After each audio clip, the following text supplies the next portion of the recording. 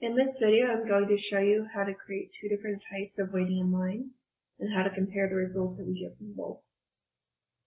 If you want to follow this tutorial, I recommend that you're already familiar with the basics of using the people module and people resources. So to start this model, we're going to create the layout that we're going to use for both methods of queuing. In the people section of the library, I'm going to bring out a prop for the entrance and one for the exit.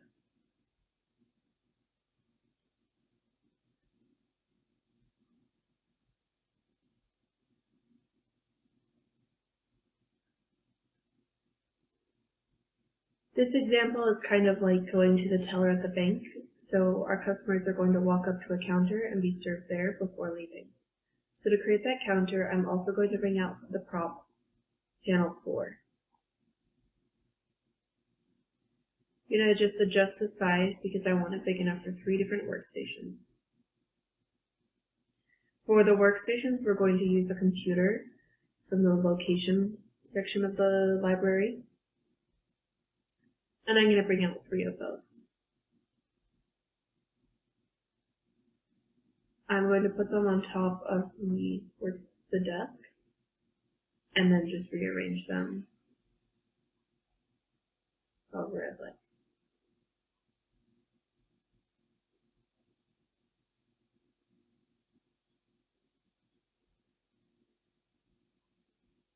I'm going to make my desk a little bit shorter so we can see the base of the computer. Now I need to add in a staff member to man each of these workstations. So from the staff section, I'm going to bring in 3 clerks. And again, I'm just going to arrange them.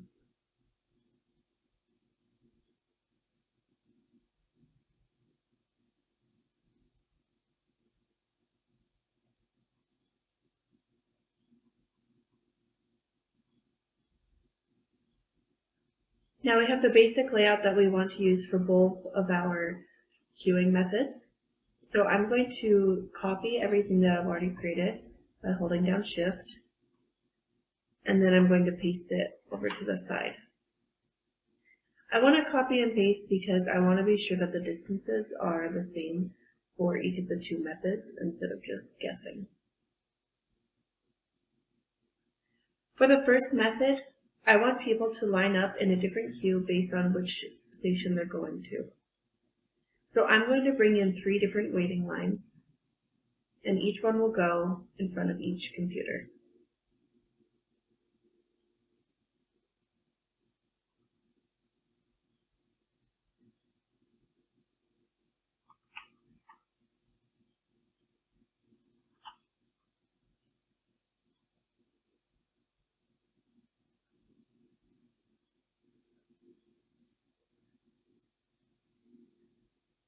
Now we're going to set up the logic for how to use all of these lines. So we're going to go to process flow and add a person process flow. This will add 2 tabs to our screen. The first has to do with the arrival patterns and arrival creation of our people, and the second is where we control what they do when they enter the model. So under arrivals, the first thing that I want to do is I would like to use an inter-arrival source instead of a date-time source. So I'm going to remove the date-time source and delete it, and then bring in an inter-arrival source. The arrival rate that I want to use is exponential 0,20.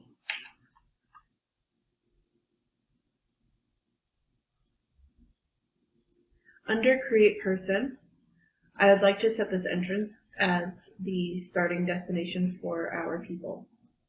So under the destination, I'll use the eyedropper to select entrance 1.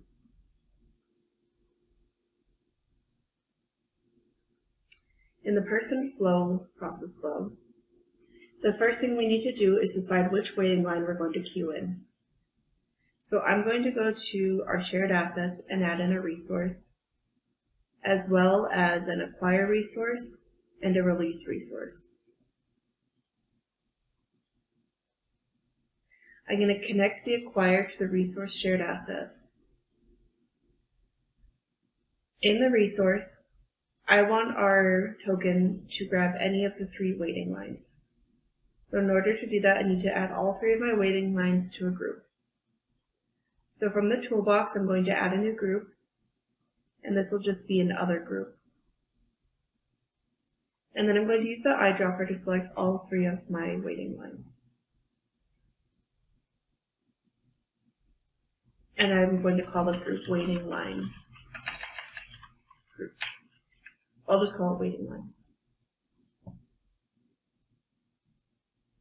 So for our resource, the reference is going to reference our group waiting lines.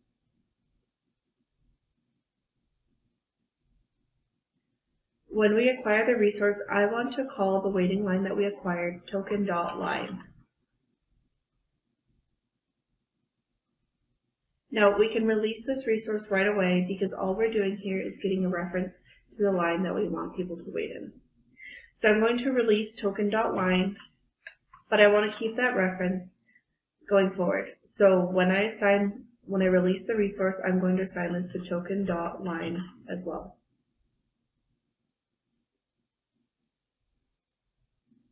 Now we can add in a wait in line activity. This is under the people subflows, and if we add it in, this will direct our people to wait in the line that we tell them to. So the line that people should wait in is token.line. Now that we have the line set up, we need to acquire the right telling station and teller. So I'm going to add in a location resource, as well as an acquire location and release location. Our location resource I'm going to call telling stations, and we need to connect the acquire and the release to that resource with the exclamation point.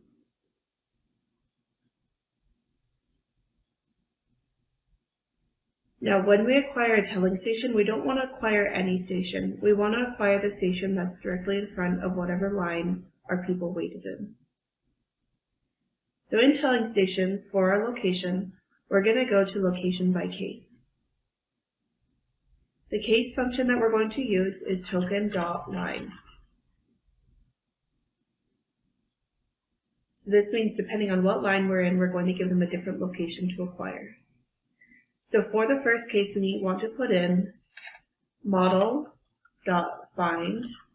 open parentheses, waiting line 1. And the location that we'll acquire, if we're in waiting line 1, is computer number 1. Now, for the second case, we want to use model.find, waiting line 2. And if they're in waiting line 2, then I want to acquire computer number 2. I'm going to add a third case for model.find waiting line 3. And for this case, we're going to select computer number 3. I also need to add in a default location, and for that I will just use computer number 3. Now we need to do the same thing for our staff. So I'm going to bring in a staff resource, an acquire staff, and a release staff.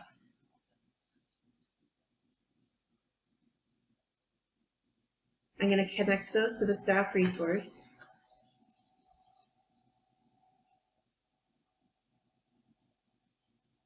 And inside the staff resource, we want to do the same method of getting a staff by case. So the case function will be token.line. So for case 1, which is model.find, open parentheses, waiting line 1, we're going to use staff clerk 3. For our second case, and I'm going to use copy and paste this time. For our second case, which is waiting line 2, we want to use the staff clerk 2. I'm going to add one more case for our waiting line 3. And in this case, we're going to use clerk number 1. And for our default case, I'm going to select clerk 1 as well. So now that we've acquired a staff and a location, we're going to add in a walk activity. And here we want our person to walk to the first location that they acquired. And that, so we can leave all of the default values in this walk.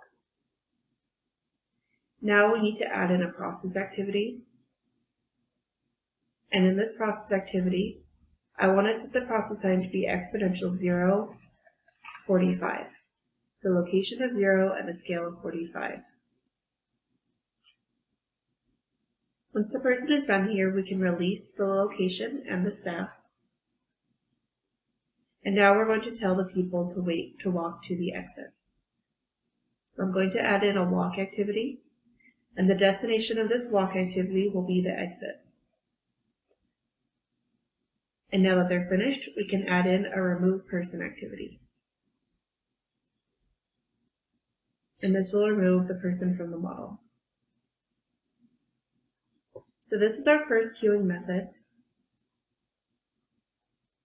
As people come in, they're going to walk to one of the 3 queues, be processed, and then leave.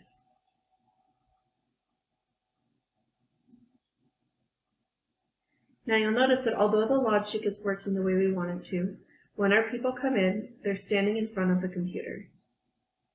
So we need to go into our computers and change their enter or exit instructions. So I'm going to click on one of the computers, and I'm going to go to Edit Enter Instructions. I'm going to change the template from Computer to Custom. And for the placement, I'm going to use a planner person. A planner person allows us to choose where someone will stand and at what rotation they're going to stand when they're using the object or the location. So I'm going to drag this planner person where I want our customer to stand. I'm going to set his rotation as well, which I can use this ring to change. And now in the instructions, I'm going to apply the planner position and the planner rotation. So now I've set that enter instruction for just that computer. So to copy it from other onto the other ones, I'm going to hold down Control and select the other computers in the model. And I want to select the computers for my other method as well.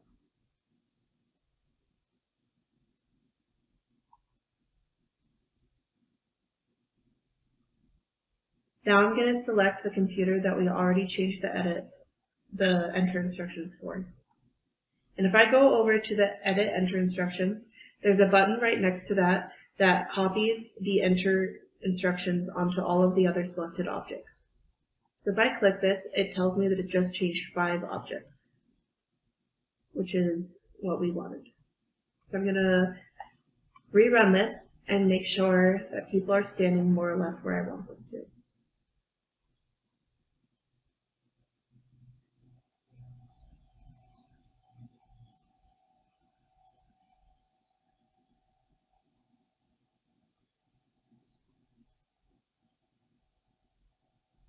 So this is our first queuing method. When people come in, they choose a line to wait in, and they will wait for their clerk to become available. Now we're going to set up a second method. In this method, people will just use one line to queue for the stations. So for this one, instead of using 3 separate lines, I want to use one long line. So I'm going to bring in a waiting line. Now, when I bring out a waiting line, there's just a start and a finish. But we want this line to snake back and forth a little bit.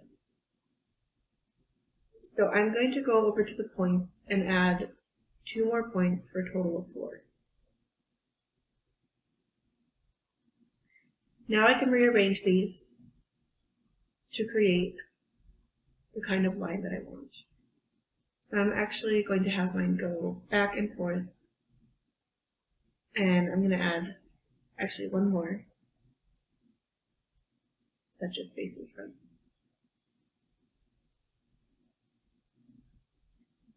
Now to set up the logic for this one, we're going to use a second person flow for the alternative layout. So I'm going to go to process flow and add a new person process flow. This is going to add a new process flow called person flow 2, and it adds a new set of activities in my arrivals. So the first thing that I want to do is I want to remove that date time source. And I'm going to copy the same source that I used on my first method. Both of these have the same arrival rate because we want to compare them with all of the same variables. So in create person, this time I want the destination to be this entrance. So in person flow 2, the first thing that we're going to do is have our people wait in line. This time we don't need to choose which line they're going to wait in because there's only one line available. So I'm going to add in a wait in line activity, and then we're going to select the line that we just made. So the waiting line is going to be waiting line 4. Now we're going to acquire the station that we're going to go to. So I'm going to add in an acquire location, a location resource, and a release location. I'm going to connect both of these to my location resource. Now for the location, we want people to go to whatever the first available workstation is when they get to the front of the line. So I want to add all of those workstations into a group. So I'm going to right-click on one of my computers, go to Location Groups, and add it to a new group. And I'm going to call those workstations. Then I'm going to use an eyedropper to select all 3 of my stations.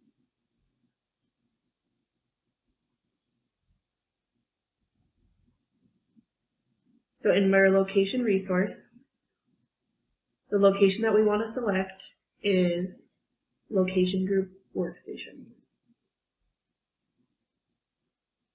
Now that they have a workstation, we need to get a staff member.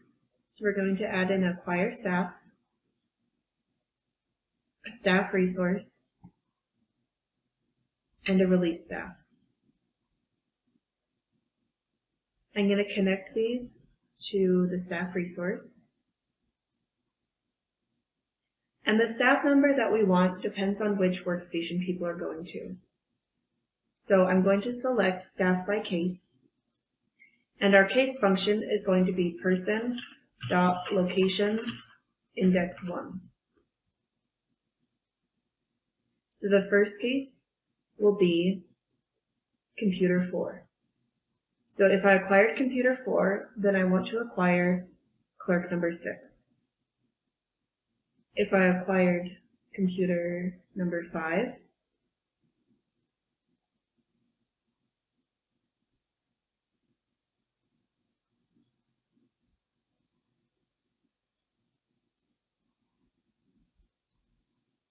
then I'm going to get the staff clerk 5. And if I acquired computer number 6, then I'm going to acquire clerk number 4. And for my default mode, I'm going to select clerk number 4 as well. So now we're going to add in another walk activity. And we'll direct the person to walk to person location 1. And now we'll add in a process activity. The process time for this will be exponential 0.45, just the same as our first method. When they're done processing, we can release the location and the staff. And now we're going to walk to the exit.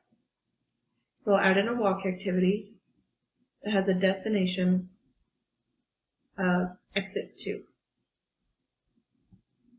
And once we walk to the exit, we can remove the person.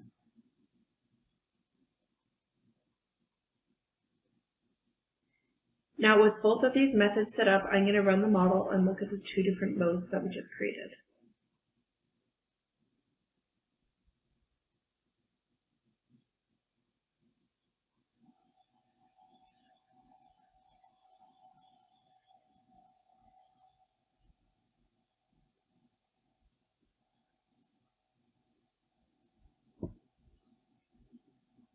So if I watch my model run, I can do a visual comparison to compare how long people are waiting in line, but I want to use a chart that is going to compare how long people spend waiting in each scenario. So in order to create this chart, we first need to give a label to all of our people so that we can compare the two different types. So in the toolbox, I'm going to open up People Settings. And to my label set 1, I'm going to add a new label. We're going to add a text label, and the name of this is going to be Queue Style. So whenever we create somebody, I want to update this label on them so that we can tell the difference between the two types of arrivals. So in arrivals, I'm going to add in an assign labels activity. We're going to assign the labels to token.person. The label name that we're going to change is Queue Style. And the first value we'll put in is multi-line. Now I'm going to copy this because we need to use another assign labels for our other arrival. And on this one, I want the value to be single line. So we have our multi-line on one side and the single line on the other. And I'm going to put that assign labels right after create person. Now that we have that label created, I'm going to add in a new dashboard. So I'm going to add a blank dashboard to my model. And then I'm going to go to my chart library and scroll down to waiting line. And under here, I want to get the chart called average stay time. This is a chart that keeps track of how long our people are spend in waiting lines. Now, if I run this without making any changes, we will get a bar that represents how long people are waiting in line, but this is for everybody in the model. And I want this to be split up depending on what kind of queue style they're in. So I'm going to click on this chart, and under partitions, I'm going to add a new partition of the type person label. And for that label, I want it to be the label queue style that we already set up. And that will automatically split our bar chart into two different bars. One for people who are waiting in more than one lane, and then another bar for the people who wait in their single lane. So as I run the model now, I can gather some statistics on how long people spend waiting in line depending on which queuing method they're using.